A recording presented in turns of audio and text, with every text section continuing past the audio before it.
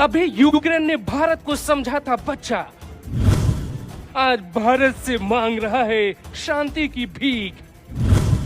अटल के अपमान का मोदी ने ले लिया बहुत बड़ा बदला। ये बात सालों पुरानी नहीं है, बस 24 साल पुरानी है। तब भारत के हालात भी परमाणु हथियार के मामले में यूक्रेन की तरह ही थे। जैसे आज यूक्रेन के पास परमाणु बम नहीं है, वैसे तब भारत के पास नहीं थी।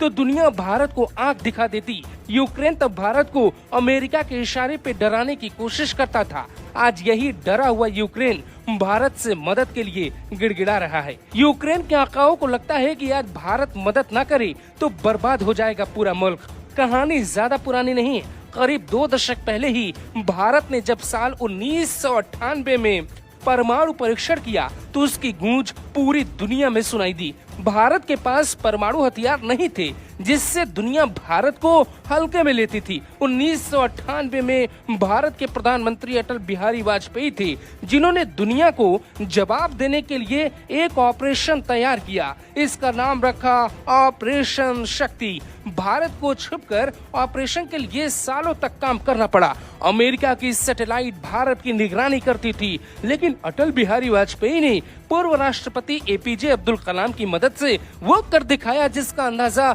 महाशक्तियों को नहीं था। भारत ने गुपचुप तरीके से परमाणु परीक्षण किया। इस सफलता पे अमेरिका बौखला गया। अमेरिका का पालतू यूक्रेन तब उछल रहा था, भारत को आंख दिखा रहा था। तब उसने ऑपरेशन शक्ति के खिलाफ अमेरिका के कहने पर भारत के खिलाफ कैंपेन भी शुरू किया। दुनिया के 25 देश भारत के खिलाफ थे, जिसमें एक देश यूक्रेन भी था। परमाणु परीक्षण के खिलाफ अमेरिका ने एक प्रस्ताव बनाया कि भारत ऐसा नहीं कर सकता। उस प्रस्ताव पर जिन 25 देशों ने हस्ताक्षर किया उसमें यूक्रेन का नाम भी शामिल था। धमकी दी गई कि भारत अपने परमाणु परीक्षणों पर रोक लगाए। भारत का ऑपरेशन शक्ति अभियान नहीं रुका, भारत परमाणु शक्ति बना। और आज ठीक 24 साल बाद समझिए मोदी कितने पावरफुल हैं ये हम नहीं बताएंगे, यूक्रेन बताएगा। दुनिया की कूटनीति में मोदी की ताकत क्या है वो भी यूक्रेन खुद समझाएगा।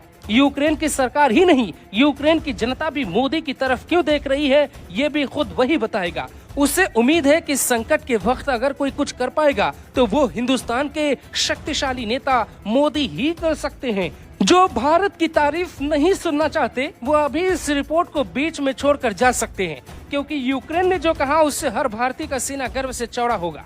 सुनिए यूक्रेन की एक एक बातें राजदूत ने क्या कह डाला। यूक्रेन के राजदूत ने कहा, हम भारत से मदद की गुहार लगा रहे हैं, वो इस संकट में हमारी मदद कर सकता है। मोदी जी दुनिया के सबसे ताकतवर और सम्मानित नेताओं में से एक हैं। नहीं पता कि दुनिया के कितने नेताओं की पुतिन सुनेंगे, लेकिन मोदी जी से मुझे काफी उम्मीद है। अगर वो अपनी आवाज पुतिन के सामने उठाएं तो पुतिन शायद इस बारे में सोचेंगे। मुझे उम्मीद है कि मोदी जी पुतिन को किसी तरह से प्रभावित करने की कोशिश करेंगे। इस मुश्किल हालात में हमें सिर्फ भारत बचा सकता है। यूक्रेन के राजपूत डॉक्टर इगोर पोलिखा का ये बयान सुनकर न जाने कितनों को बुरा भी लगा होगा। जो यूक्रेन अब तक अमेरिका के कहने पर बंदर की तरह उछलता था, वो आज भारत से मदद मांग रहा है। अमेरिका ने उससे जंग में झोंककर ऐसा धोखा दिया कि उसकी अक्ल काम नहीं कर रही। अमेरिका से उसकी उम्मीदें धराशायी हुई तो भारत से गुहार लगा रहा है। वक्त का क्या गजब फेर है। आगे कहानी में कई और ट्विस्ट है, सुनिए। कहानी इतनी नहीं है, भारत क्या कर सकता है ये समझिए। 70 के दशक में एक गाना आया, मेरा जूता है जापानी, ये पतलून इंग्लिशतानी, सर पे लाल टोपी रूसी, फिर भी दिल है हिंदुस्तानी। मतलब समझा देते हैं, रूस के साथ भारत का रिश्ता हमेशा अच्छा रहा।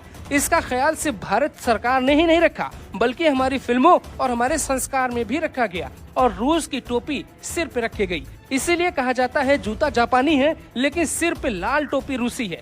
जब दुनिया भारत के ऑपरेशन शक्ति का विरोध कर रही थी तब रूस ने खुल के भारत का साथ दिया था।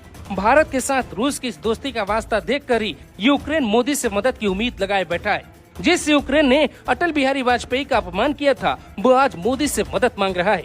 मोदी को फेंकू कहने वाले, कमजोर कहने वालों ने अगर ये रिपोर्ट आखिरी तक देख ली होगी तो ये भी कम हैरानी की बात नहीं।